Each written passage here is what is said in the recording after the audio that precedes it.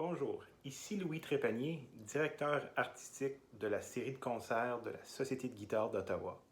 That's right, I'm Louis Trépanier, the artistic director of the concert series.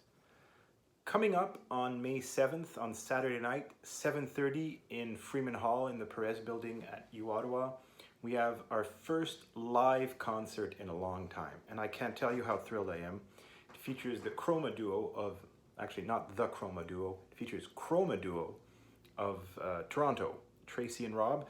And over the Easter weekend, I sat down with Tracy and Rob and we talked about the upcoming concert, their repertoire, all sorts of nice stuff. I hope to see you there. And now, back to some needed practicing. Here we go.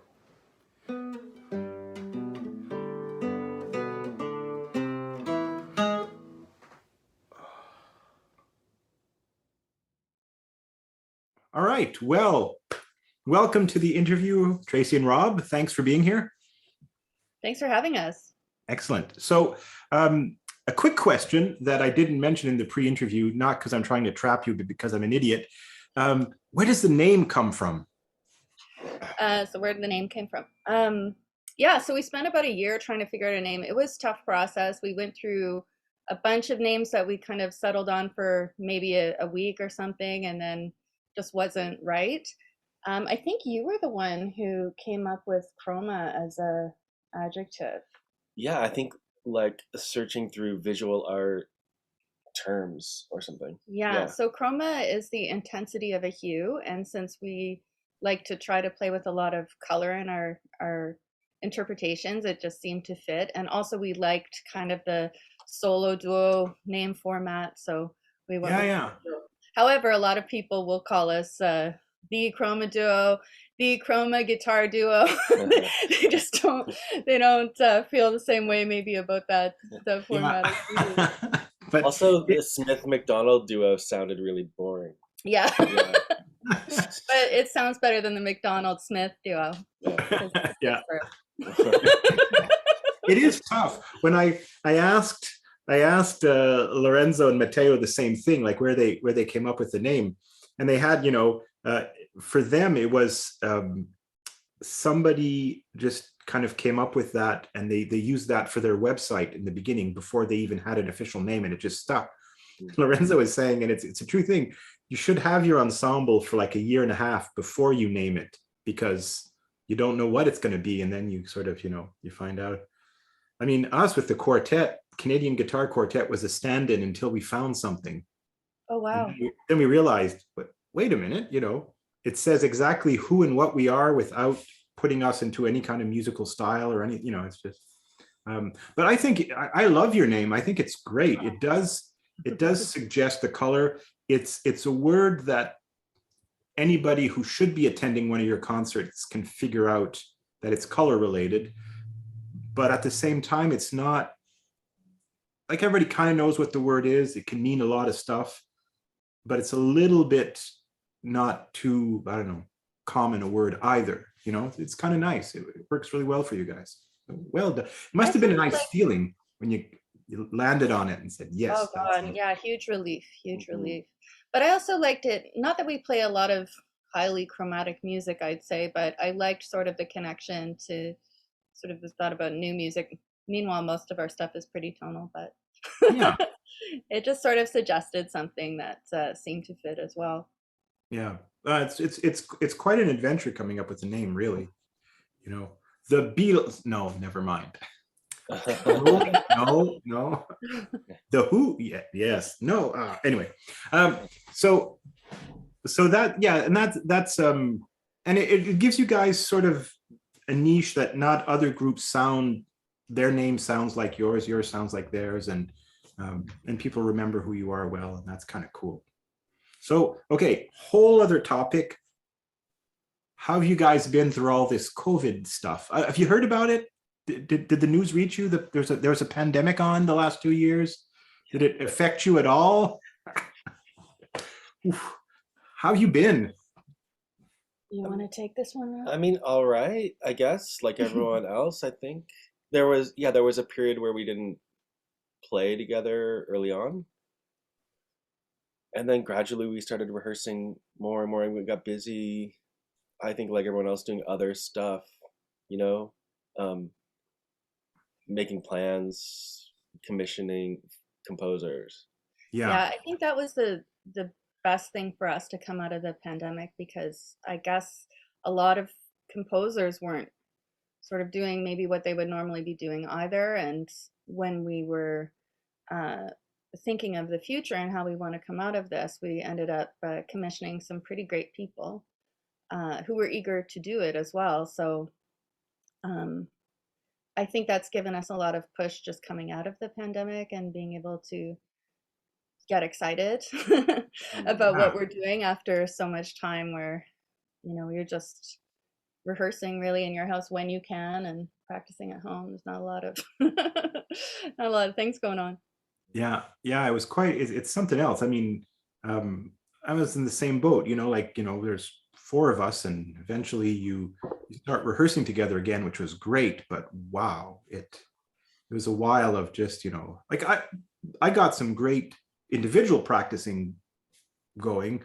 I just sort of carved out my practice time, and in a way, without having, it was practice without deadlines, and that's a whole different kind of thing. It was kind of nice. I've been, you know, working on a few things about being lighter and how I feel, and less, you know, when I play.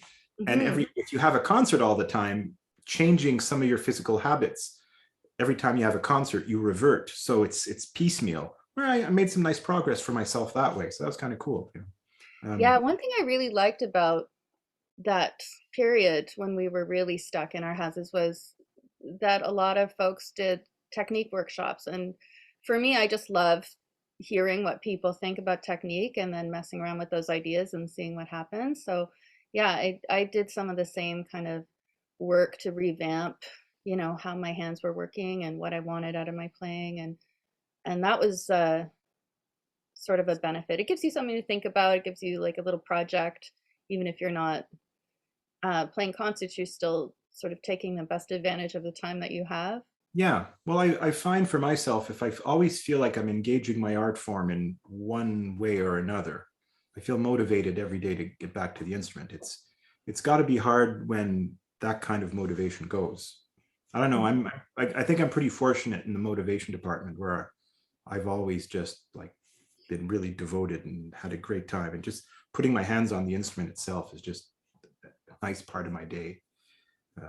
Yeah, it's something else. I mean, we're gonna be feeling the wave and the talking about it for years and years to come. About, you know, it's sort of what the big thing we'll have lived through.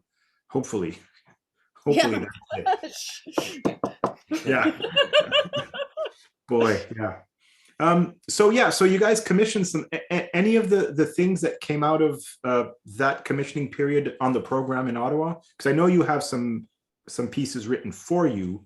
Are any of those pretty new? We had sort of hoped to put one of them on the program, but I think because of premiere Yeah. situations where we can't really perform the newest things yet. But we've got some great stuff that was written for us. Oh, yeah, I'll say. That. And yeah, Dale Kavanagh's pieces. That's true. That was from the pandemic times. Yeah. Oh, cool. Okay, yeah. So we'll have that one. Do you guys know the whole myth of like the storyline of Peggy's Cove and the whole thing? And it's pretty cool. Well, I think there's a few different storylines, aren't there? Like, which one do you know? Oh, I'm not even sure myself. My mom's from Nova Scotia, so I had come up with all sort of a lot of the stories. But it's let's see here, what's the Ghost of Peggy's Cove. Yeah, you know what? I don't think I know that one. Come to think of it. Oh well. See, look, Dale was kind of looking into it because she was actually in Nova Scotia during the time when she was locked down. She was there for about 7 months because she couldn't go back to Germany, and she was staying with her mom in Nova Scotia. Everybody's mom, almost, not your mom. It's from Nova Scotia. Anyway, and so she was just walking along the beaches every day, and part of the time she was walking along Peggy's Cove. So when we talked to her about commissioning something, she got pretty excited when we mentioned maybe some kind of maritime ghost story. And so she immediately kind of lighted upon that one. And ended up writing a programmatic piece about it, and it's quite beautiful. Like the people who come up to us after the concert, so many of them are just like, wow, I love that piece. It's so beautiful. The thing I think that's so great about what Dale does is she really knows how to get the guitar resonating. Like she just knows how to make it sound really beautiful. And I think that's partially, what people are responding to, but it's also just a beautiful tune. And a lot of people who are non-musicians can kind of follow along and feel like they know sort of what's happening because of the story that's Yeah. associated with it. So yeah, it's been a really popular piece for us. Oh, good. Well, it's some of the, like, if you take sort of the the best piano music, the things like the Chopin and Liszt, and they do things that make that instrument sound its best. It's not awkwardly written for their instrument. So for us too, that's a thing. You can have like a composer whose ideas are magnificent, but boy, sometimes that they're hard to translate on what our instrument can and can't do. So yeah, so often the guitarist composers, the really good ones, they sort of have a great set of ideas and concepts, but they fit it to the instrument. Because I mean, essentially Chopin's ideas, you could take them and sort of dress them up a little differently, that they would be awkward on the piano, for something as simple as you got to play these notes and you have to hit one right in the middle without letting go of this. Well, you can't do that, unless you play with your nose or something. But on the guitar, we've got all sorts of things that you wouldn't think an instrument could do. Then you realize, oh no, wait, there is an open string right there, or all sorts of restrictions. So somebody who knows the ins and outs, like as well as Dale does, yeah, those things really come alive, and that's nice. I'm really looking forward to hearing that. So how about we just go through, if you guys like, we just sort of go through the pieces quickly, and you guys can tell us, maybe, fun little idea about it, or, maybe why you have it in your performance. So, yeah. So you have the first piece we're playing is the Siete Pinturas de Frida Kahlo by Simona Iannarelli. And that was a piece written for Risa Carlson and Martha Masters. Right, okay. Yeah, and they were a duo for a while, and they got this piece written for them. And then, then they stopped being a duo. So it was never recorded as far as we know, but at least, on CD. And it's kind of a shame because it's such a beautiful piece. He's a magnificent composer too. Oh, he's so good. And I think one of the things that really is kind of frustrating about this piece is the tuning. So, yeah, the two E strings are tuned to E flat, so it's a nightmare to read. Like it's so hard to put together. So I think that's partially what maybe has put off people in the past. But we ended up persevering with that, and kind of feel like it should have been written for us, really. Yeah. Also, Simone, his hand is like, I think his left hand is permanently like this or something. Right. It's horrible. Like he has giant hands. But he does. But I think I'm a big fan of his music, and he has a lot of solo guitar music. Oh yeah. And not a lot of duo music. Very interesting. Yeah, because his stuff is always really. Again, somebody who knows how to fit their ideas onto the instrument, like to sort of shape them in the last stages of, arranging, I guess, when you're in the final stages of your composition, and how to make the guitar sound great, Except with a horrible large left hand. Yeah, don't forget about the the enormous hand. That'd be the thing to be a guitarist. You're born with like a really big left hand and an average small right hand. Yeah, but he's also really a nice person to work with. We sent him a recording of our interpretation. I was just like, tell us if there's any notes that are wrong, because it was a nightmare putting this together. And he said that we should get a prize because there was only one note wrong in the whole thing. Of course, it was me, but I was going to ask.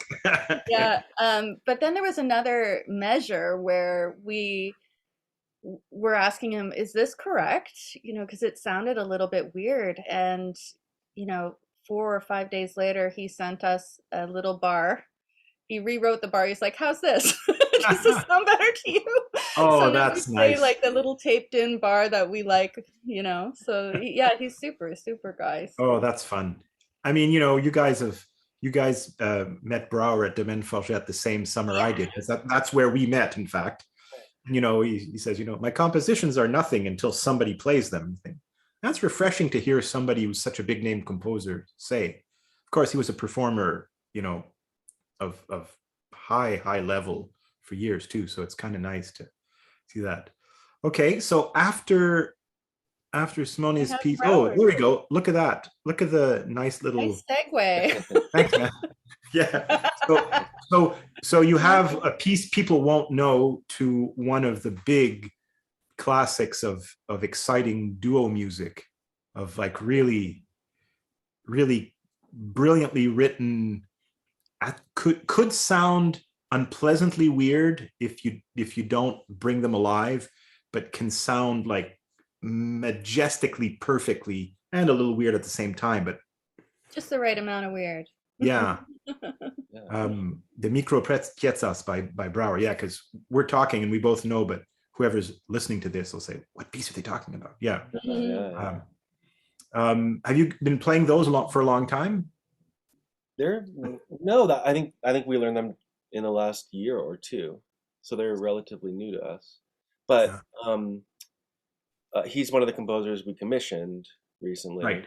So we have a new piece soon by him. But also, this is one of his earliest works, right? That I think he wrote when he was 19. Right. Yeah.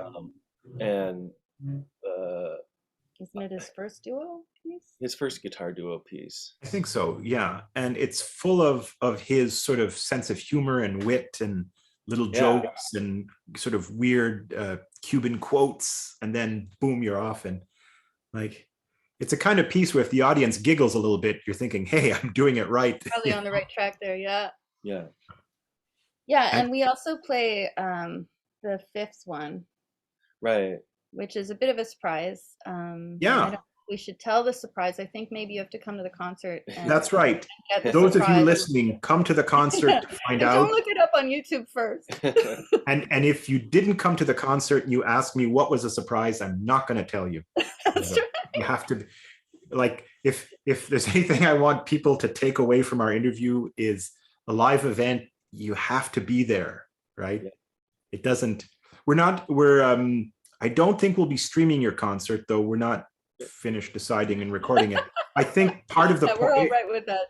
Yeah, tell me about it. Part of the event we want, it's this thing where it's going to happen. It's going to be live in this hall at the University of Ottawa, and then it's gone. If you didn't make it, you guys will have other concerts they can go see. But this one concert, it's this one time, and there's a beauty in that too, where you just hit that nice little note one way once, you think, hey, that was nice, and you go on with your life. And yeah, the magic of live. Okay, then after the Brower, we have Dale's piece, The Ghost of Peggy's Cove, bringing us to the intermission. And in part two, I'm looking at the list you sent me here. Roberto Sierra, I think, is yes, two movements from his Hungarian. Yeah, so that's surprisingly, it is a toe tapper, apparently. We've played it for a few different audiences in the fall, and you just see people really reacting to the rhythm and getting into it. You'd think a composer like Sierra might feel a little bit tough to get into, but he just knows how to grab people with the rhythm and keep them going. Like, it's an amazing piece. We don't right now play the middle movement, but that might be the harder movement for people to get into. But yeah, fantastically written for the guitar, exciting, really moves, and so many different patterns. Like, your brain is just kind of the sort of up all over the place. Some of these Slavic music I mean, they have traditions of, one village, their rhythms are, 2-3-3, 2-2-2-2-2-2-3-3-2, and then the next village is like, you guys are crazy. We're 3-2-2-3-2-2. And for them, it's like night and day difference, and it's clear, and they just dance to this, and it's and I mean the Hungarian music tradition within all of the sort of the different ones out of Europe is quite singular and impressive. It's something else. Yeah. Well, the composers. It's the I mean, I think it's it's for me, it's maybe the best piece for two guitars, my favorite piece. Oh, that's And really nice. And the first and third movements are to Bartok and Ligeti, and it's almost like we have a piece from Bartok and Ligeti, which is that is, yeah. And actually that's a great segue in a way into the next composer who's done similar things like that, Stephen Goss, who has, he wrote this concerto for Shui Fei Yang about, what if Albaniz has written a guitar concerto, and he's done that kind of things too. So the Stephen Goss piece, so he wrote that for you guys, which is way back in the day. Yeah, I think it was 2010, maybe. Wow. Yeah, and that piece is, we gave him as a starting point a quote by Takemitsu, because we both kind of love Takemitsu, or I guess all three of us. And the quote was, his teachers, I don't know if it's if it's apocryphal or what, but the quote as we came across it was that his teachers were Debussy, Nature, and Duke Ellington. So that's sort of what Goss went with for the three movements as he sort of interpreted it. So I think you can really hear some of those things. I mean, the third movement doesn't really sound jazzy or anything, but it's kind of drawing upon that exciting rhythmic, accented, kind of fun, spirit. Yeah. And there's some quotes from Claire de Lune. They're pretty, in the second movement, they're pretty hidden, but if the theme and you have an inkling that it might be there, I think you hear it. I just learned that last week. I was like, oh yeah, the Debbie's quote. He's like, what? don't tell anyone. Yeah.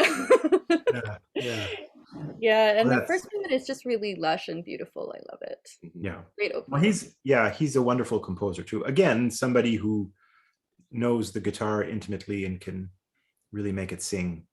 Yeah, I mean, he might know it too well. Yeah, that's right. Well, he doesn't. I don't know how much he plays anymore. He might be forgetting a little bit. Yeah, he might get perfect point. Right to that sweet spot. And then, of course, we come to Roland Ziens.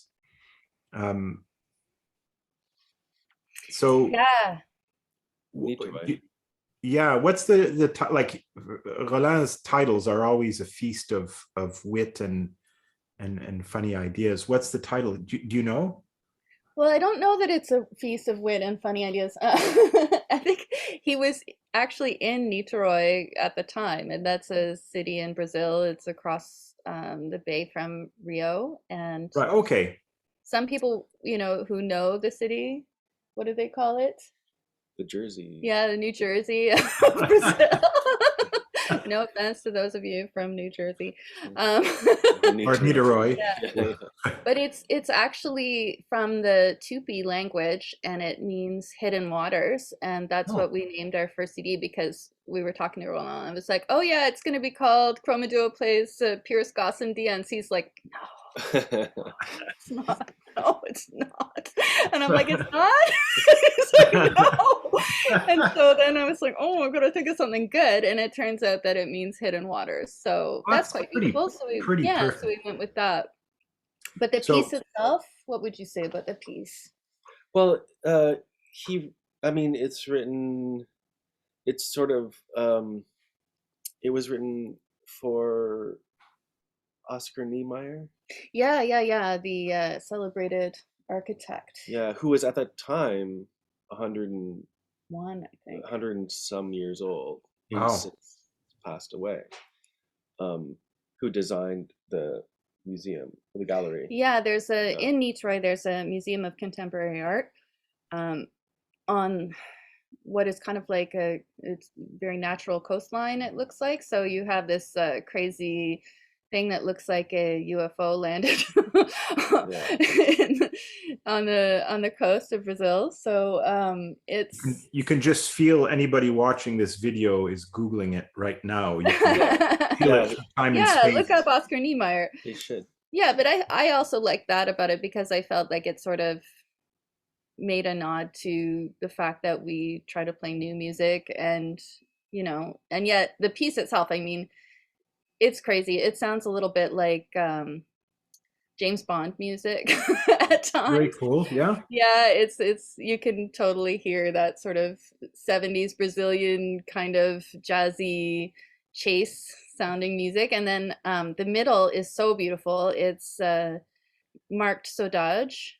So, a lot of people who like Brazilian music become familiar with this word, but it's sort of an untranslatable word that refers, I'm sure you know this, Louis, but for those of you who may not have heard of it, it's kind of a yearning or longing or nostalgia for something that may have happened or may never have happened or may not be able to happen. So it's just this beautiful kind of feeling. In a way, it's I translate it as sort of Brazilian's equivalent of the blues. Not that it's the music sounds, but it's when you say I've got the blues about something, it's a North American idiom, and for them it's kind of like that, But it's and you can say, like, if you miss somebody, you can say I have saudades of you, which is kind of sweet. So yeah, it's a beautiful melody, and it's the perfect foil for this sort of wild, dramatic outside sections of the piece.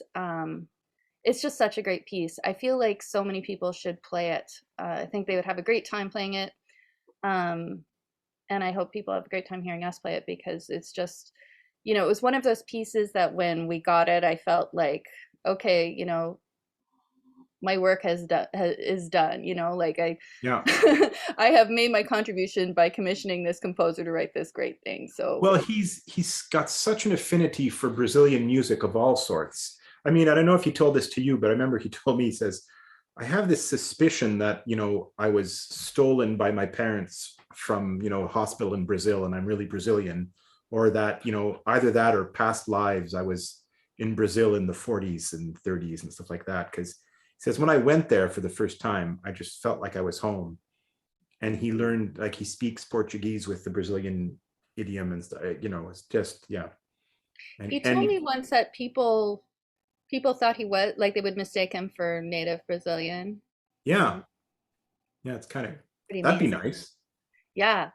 And actually, of course, we won't have the chance to play for the Ottawa concert, but we commissioned Sergio Assad to write us a piece in tribute to Dian's. Oh, that's a great idea. Yeah, Wow. and that's what Sergio said. He was so excited because, they have a deep history together from the Brazilian connection, and Roland loving them, and them, the feeling being mutual. And, Roland had written them Côte Nord. Yeah. And